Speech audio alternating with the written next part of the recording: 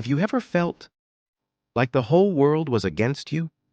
Like no matter how hard you tried, failure followed you everywhere? This is Ali's story. A story of failure, struggle, and the fight for a second chance.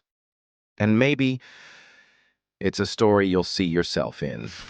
Ali sat on a park bench, the evening sun sinking behind him. In his trembling hands, a sheet of paper. One word was written in bold red ink: failed. His chest tightened. The laughter of children playing nearby cut through his silence, reminding him of how far behind he felt. For a moment, he wanted to disappear. He wanted to give up. But deep down, a small voice whispered, "This is not the end." At home, Ali sat quietly on the sofa. His parents stood at the doorway, their faces painted with worry. His father's eyes were heavy with disappointment. His mother, silent but heartbroken, wished she could ease his pain.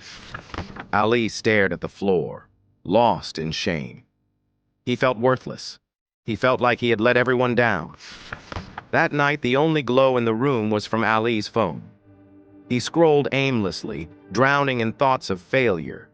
But then, he stopped. He saw a quote that struck him. "Failure is not falling down. Failure is refusing to get up." Something inside Ali shifted. Maybe this was not the end. Maybe this was the beginning. The next morning, Ali gathered his books. He cleared a small space in his bedroom, lit a lamp, and whispered to himself, "I will not give up." Night after night, he studied, sometimes until his eyes burned, sometimes until he fell asleep with his head buried in books. The world outside slept, but Ali kept fighting. At school, whispers followed him. "Isn't that the boy who failed?" He heard the laughs. He felt the stares. But this time, he didn't lower his head. He kept walking, because his eyes were fixed on something greater than their judgment. In the library, he drowned in books. Every page was a chance to rewrite his story. Every note he wrote was a promise to himself. And after school, he helped his father at the small shop. Tired, exhausted, but never broken. His mother's gentle hand on his shoulder each night reminded him, "You are stronger than you think." Weeks turned into months. Ali changed. He was no longer the boy who gave up. He was the boy who fought back. Early mornings, late nights, whispered prayers. Everything he had, he poured into one goal: redemption. The day of the exam came. Ali sat in the classroom, his heart pounding. Sweat dripped from his forehead, but his pen moved with determination. Every answer he wrote carried the weight of his sleepless nights. When it was over, Ali walked out of the hall, nervous but proud. He had given everything. Days later, the results were announced. Ali held the paper in his hands, his heart racing. Slowly, he opened it, and there it was. The word he had longed to see. Passed. Tears filled his eyes. He laughed. He cried. And for the first time in a long time, he felt alive.